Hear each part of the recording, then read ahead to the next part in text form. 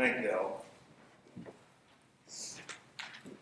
And I always hate it when I mess up, but I truly hate it when I mess up worship. So, thank you, Miss Tanya. Thank you, Christian. Thank you, Miss Wilma. And thank you, church, for bearing with me.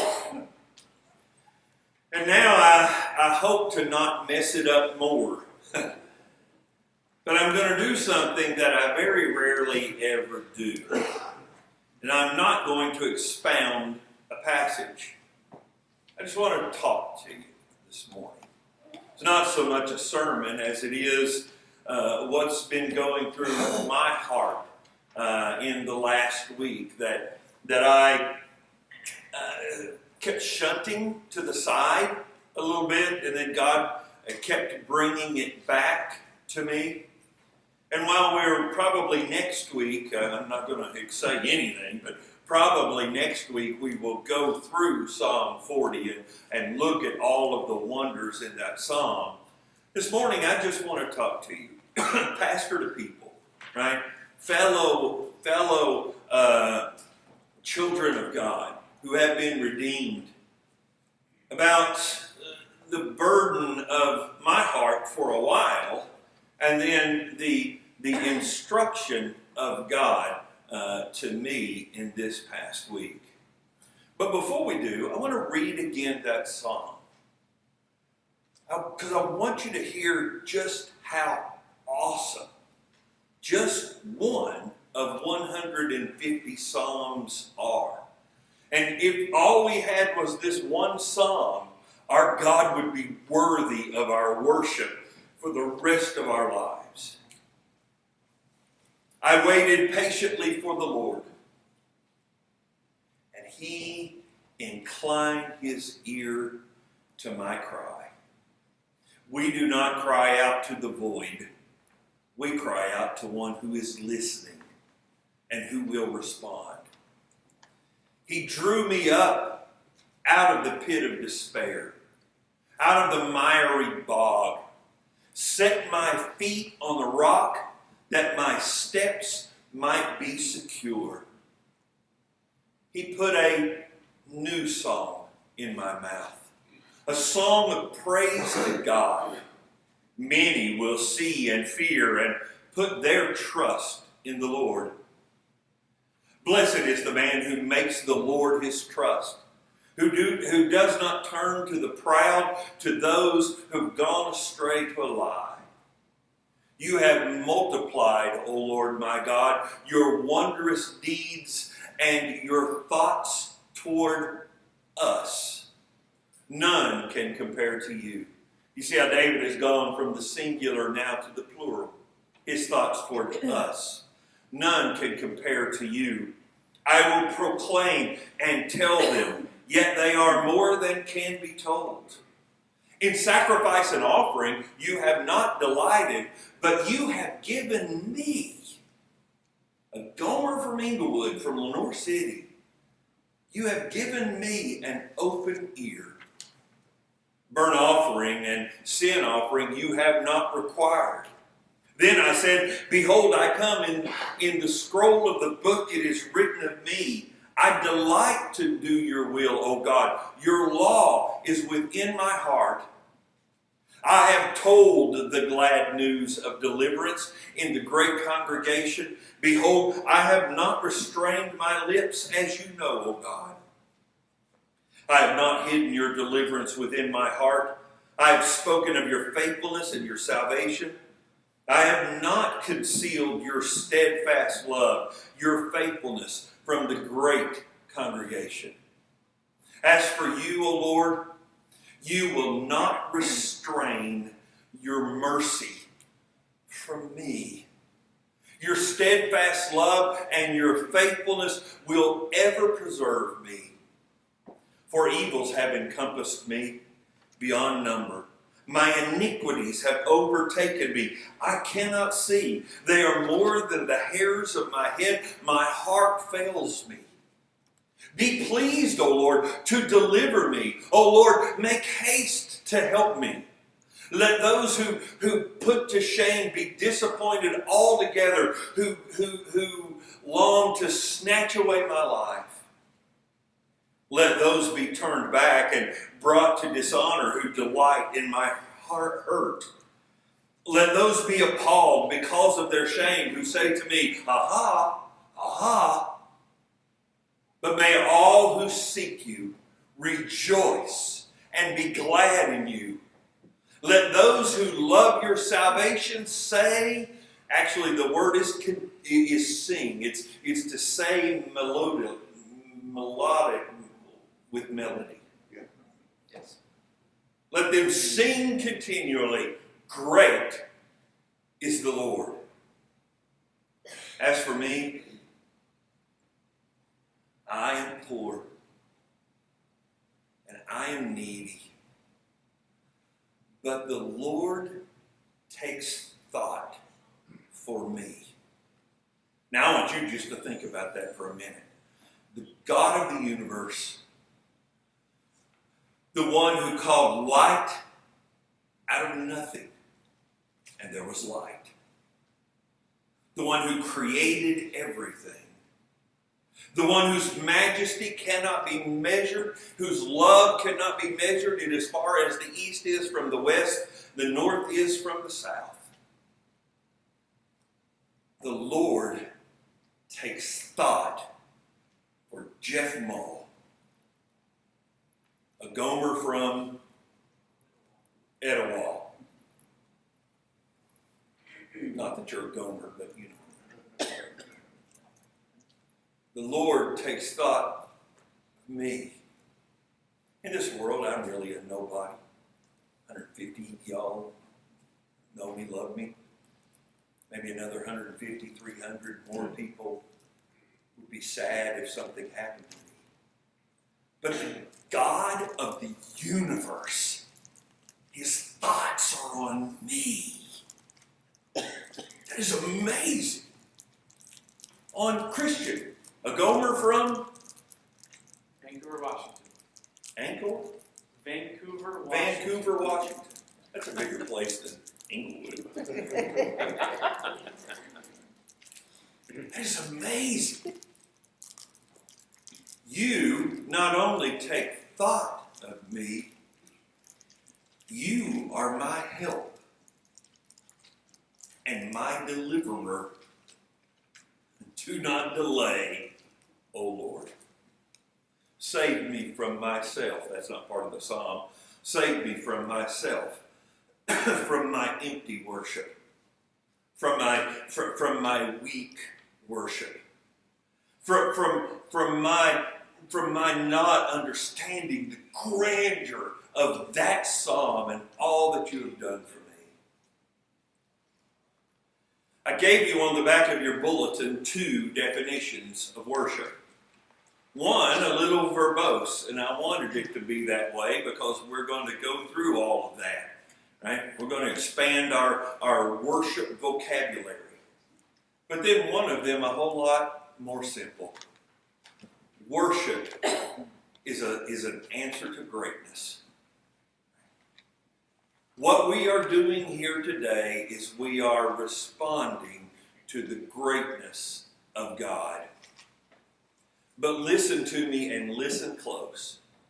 If we do not ponder, if we do not meditate on, if we do not study that greatness, then we will be without passion. Our response in worship will only be to the trappings, to the songs, to the accoutrements of a service. And God takes no more pleasure in that than he does in the blood of bulls and goats. Right? Because it is not worship at all. You know why God doesn't take pleasure in the blood of bulls and goats? One is because it's not a worthy sacrifice for us. We were created in his image. It's something lesser to be sacrificed for us. But he's also not a God who wants to hear death cries.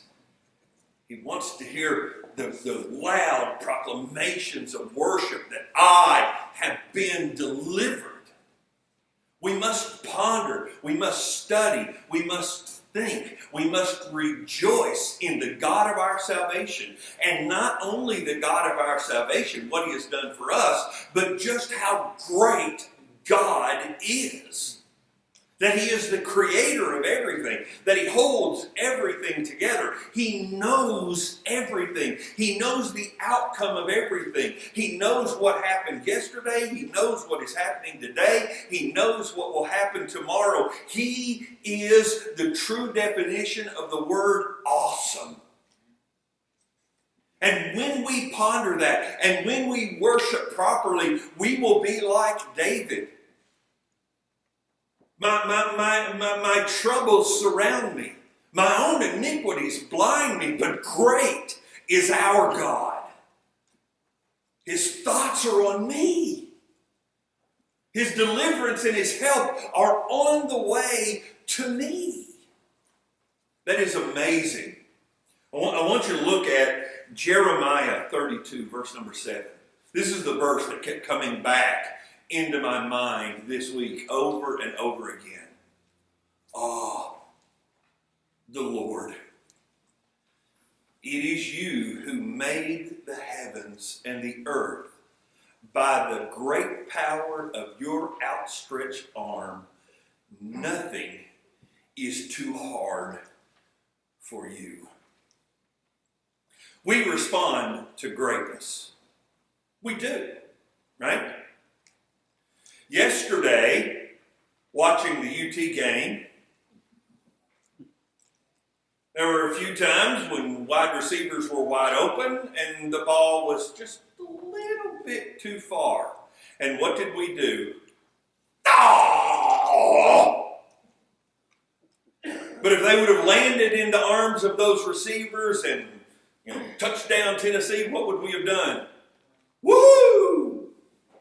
We have arguments about who the greatest quarterback ever was. I've been having that argument my whole life, and my dad would always say, Otto Graham, 11 championships. Argument over. I didn't even know who Otto Graham was. I don't even know if he played with a helmet. But we respond to greatness.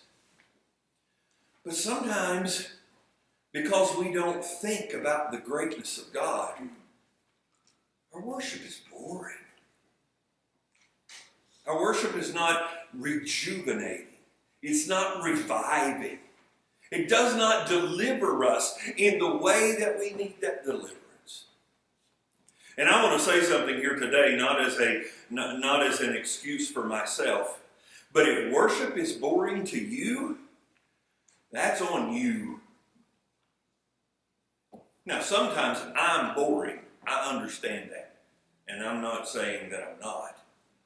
But God is never not great. God is never not awesome. God is never not thinking of you.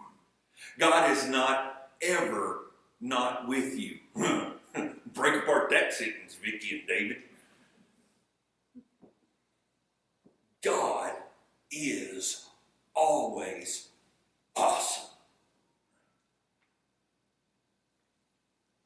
Let me give you a practical definition of worship. It's on the back of your sheet there at the bottom. I urge you, therefore, brothers, by the mercies of God, to present your bodies a living sacrifice, wholly acceptable to the Lord, which is your reasonable service. I gave you a different translation here just because we're so familiar with those words.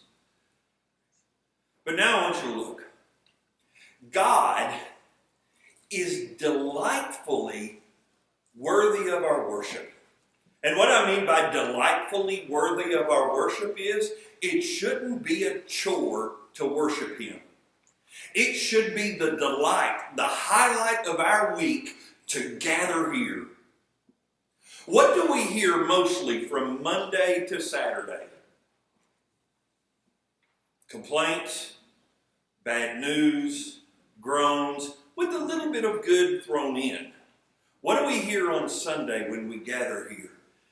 God is good. He is light, and in Him is no darkness at all. It should be our delight to gather here, not our difficulty to gather here, right? God, or worship, must always be God-centered, not me-centered. It must be Christ-centered. The biblical understanding of worship is, it is the proper response to God. A proper response to God. And it encompasses the entirety of our lives. As we read in Romans 1, our bodies a living sacrifice. All of our heart, all of our mind, all of our soul, all of our strength. Not only can we not get to the end of the goodness of God, we can't get to the end of all of our heart, mind, soul, and strength. Delight in the beauty of God. Not merely, I should have put that word in here, not merely the experience of worship. I love to hear Christmas sing. You know, I love to hear Tanya sing, Vivian sing. I love to hear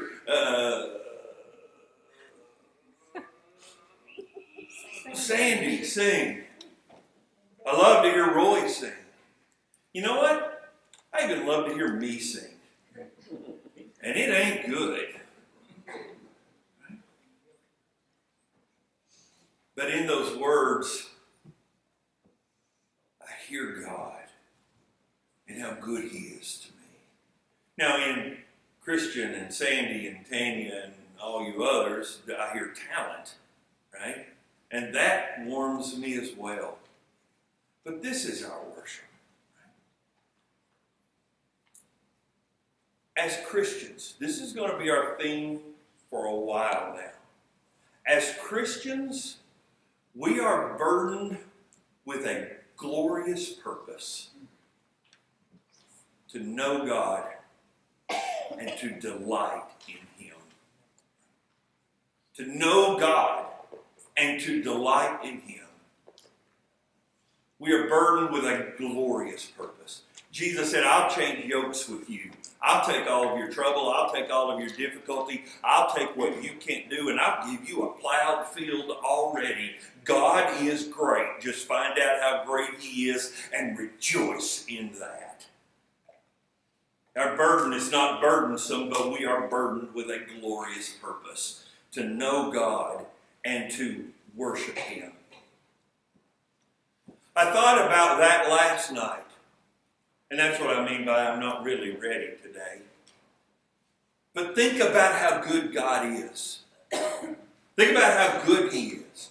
Adam and Eve, all they had to do was not eat from one tree from the thousands or millions or multi-millions of other opportunities for sustenance God gave them. And yet they chose their way as being better than God's way. And they ate from the tree. And how did God respond? He gave them skins to cover their sin. And then the promise of His Son to remove them. Cain, all he had to do was trade some vegetables with his brother and get a lamb. But rather he killed his brother. And God gave him a mark that no one would kill Cain in hopes that he might repent, in time that he might return. The Tower of Babel, men trying to build their way to God and take over. And what did God do? He did not destroy them. He sent them away 2 by 2. Echoes of Noah's Ark, trying to give us a new start, right? Trying to give us a clean start. But what did we do with that? We ruined it, and all men became evil. And rather than wiping men off of the earth and just saving the animals that He might have an idyllic pasture to ponder and to look at, He told Noah and his 7 relatives to build an ark that he might start over with men. Then He called out Abraham so that he might have a people to tell of his goodness. He called out the son of a pagan priest, so much so that Jeremiah said, "Look out from under the rock in which you were hewn." He called out Abraham and told him how great he told Abraham how great he was, and Abraham understood it, talking face to face to God. And yet when Abraham was in front of Pharaoh, he feared Pharaoh more than God and said that Sarah was his sister. And God gave knowledge to Pharaoh that Sarah was not his sister, right? And saved Abraham from failure. Then Lot was given the choicest land that there was, and yet he moved into the cities of Sodom and Gomorrah. And God sent Abraham and angels to rescue him. Joseph's brothers cast him into a pit and sell him to slaves, or sell him to as a slave to travelers. And what does God do to those brothers? He gives them food during a time of famine, that they not die. The people in Egypt who God brought there to keep alive, they stopped telling the story. They stopped worshiping. And what does God do? He hears their cry and saves a baby from the decree of Pharaoh. And when that baby grows old, he tries his own way. Moses tries his own way. And God sends him into the wilderness to train him. Because Moses will not be leading an army. He'll be leading a bunch of contrary sheep. So he sends him out to learn how to be a shepherd rather than a soldier.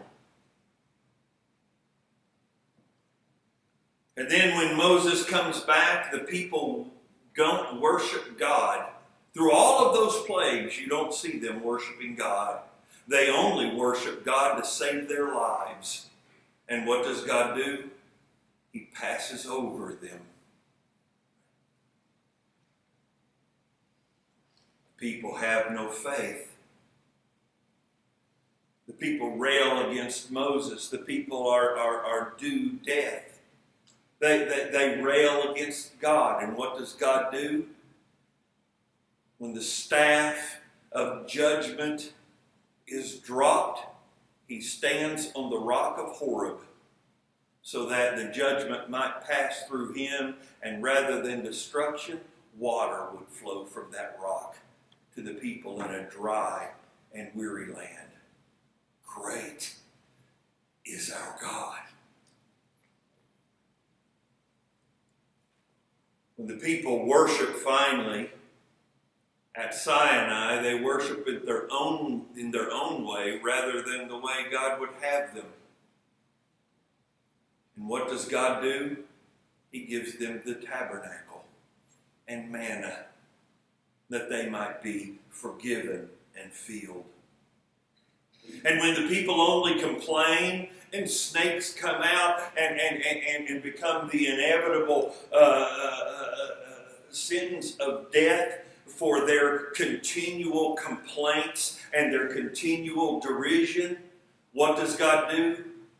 He says you can be saved with a simple look. At Jericho, they have no weapons. They're not an army. They're a flock of sheep. And he shows them the power of what they've not been doing all along. 6 days in silence, 1 day of worship, and the walls of the city fall. And the people enter the land without a single loss of life.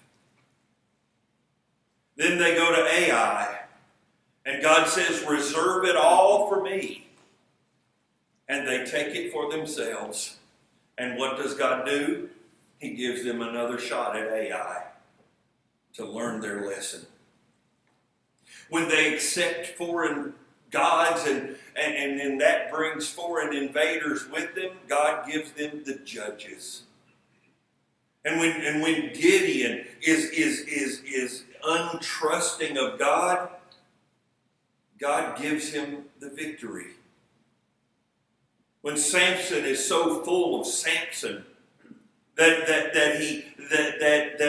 he does not proclaim that his strength comes from God, but that it comes from his hair, God gives him the ability to complete his mission. Great is our God. The people demand a king, and God ultimately gives them David. And the only time in the history of Israel that they consistently worship, and everything is good. Solomon, David's son, goes on a journey away from God. But God gives him a broken road that he might find his way home in his dying days. When the people abandon their promise, he sends the prophets. And when they kill the prophets, he sends the word. Great is our God. And when that word, the very Son of God, is despised and rejected of men, he sets his face to go to Jerusalem to fulfill his mission of salvation. When the disciples question his love for them, he stands and says, "Peace, be still." When the disciples disputed him and put themselves on par with him and say, "Not so, Lord," he's patient with them. And when the disciples were in danger of falling to pride, he dressed himself as a servant and washed their feet. Great is our God. When they slept, he prayed that the will of God would be done. When men spit, when men lied, when men condemned him, he held his tongue. When vengeance was his, he spoke only forgiveness. God, forgive them. They know not what they do. When I ruined his creation, he poured the wrath due on his Son. When I rebelled from the Father into darkness and death, the Son died for me to bring me the offer of light and life. When I strayed, he sought and found me like a shepherd. And when my weakness overwhelms me, he gives me strength and you people. When I disbelieve and anxiety takes me, he gives me peace with the comfort of his word. Great is our God.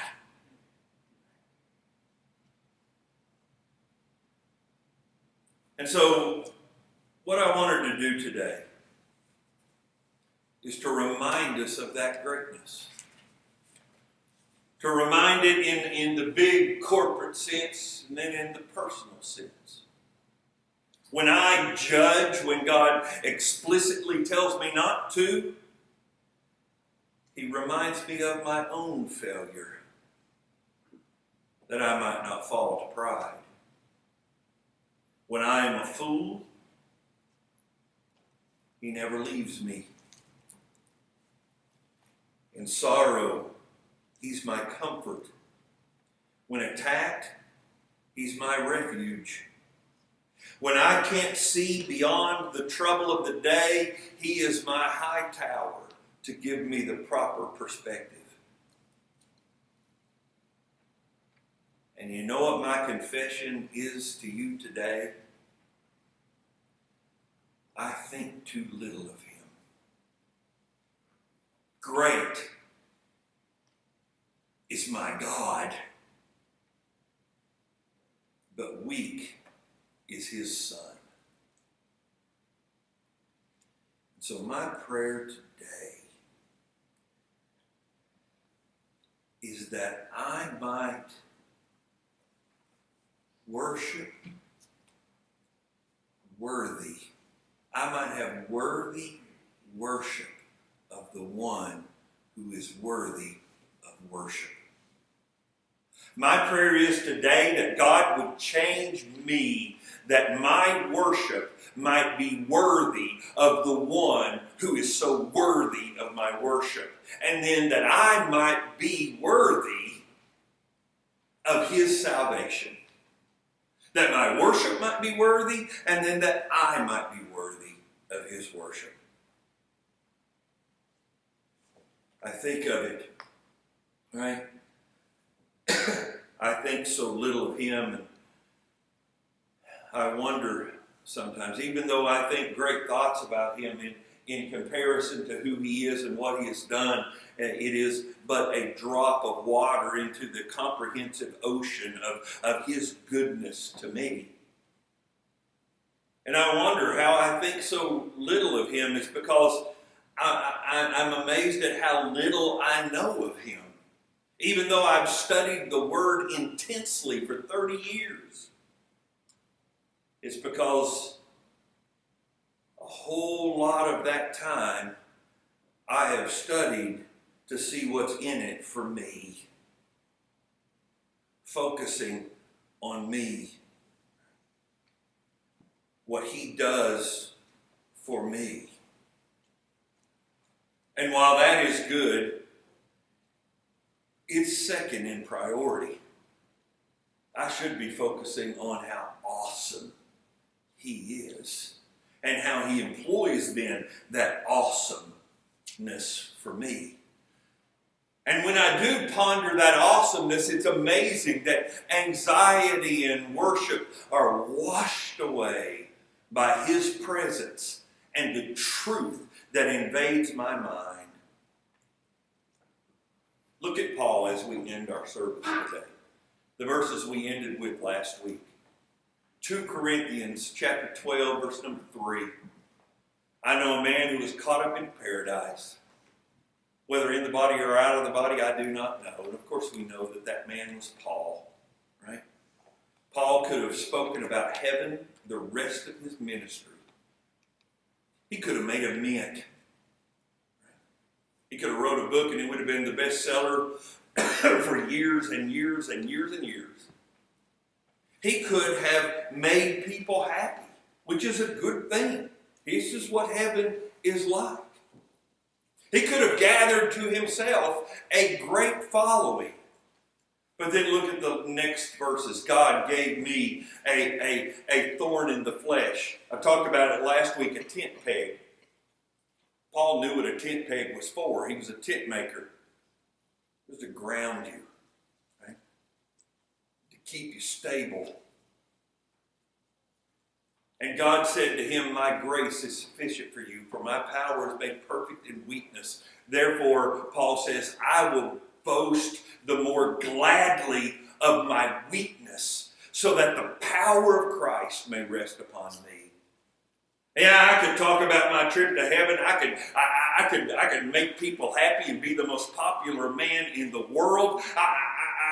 I could make myself a comfortable life. I could draw to myself an incredible following, but I would rather speak about the God of the universe becoming humble and living in humility, living in absolute obedience to God, that he might take my sin, not my strength, but my weaknesses, my failures, my injuries of other persons, both mental and physical and spiritual, that he might take my weaknesses away, that he might die on the cross for me, that he might rise on the third day, that he might give me eternal life. If I were to speak of my strengths, it would be a short story, but I would rather spend my life speaking of my weaknesses and the greatness of my God. Amen. Paul would rather focus on the glory of God than the glories that await him, because the more he knew how glorious God was, the more he knew how glorious the place would be for him. We need to learn to worship properly, right? We need to learn to worship God. Great is our God. Now I want to ask you a question this morning. That's why that's blank. Is your worship worthy of the one who is so worthy of your worship? If not, pledge with me today, God help me as I endeavor to make my worship worthy of you. Pledge with me today, God help me to make my life worthy of what it cost to provide it. God, show me your greatness and let me respond in kind. You know what? Trouble seems to be great. Trials seem to be great. The governments of men seem to be great. The errors of men seem to be great. The power of men seem to be great. No, what is great? Let's start all over. In Psalm 40, great is our God. Right? You see, we get our eyes focused on the outside and we fall apart. But when we focus on the inside, when we focus on those things that cannot be seen, like Paul does, he says, I would rather rejoice in the things unseen, the God of the universe, because all of those things that seem great, they seem insurmountable until we focus on our God, and then we see what greatness truly is. The Red Sea, nothing. Pharaoh and his 10 gods in Egypt, nothing. The double thick walls of Jericho, nothing to our God. The failure of a 21-year-old kid at Union University, his rebellion and his sin, nothing compared to the blood of Christ that could be poured upon him. The failure of a 52-year-old pastor in explaining the words of God, nothing in comparison to just Psalm 40. Great is our God. Let my worship be worthy of you, O God.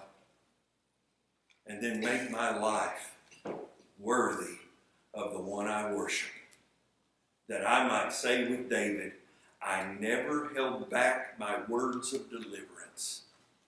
I spoke them and I revealed them in the great sanctuary, that all the world might sing with me, how great is our God. Father,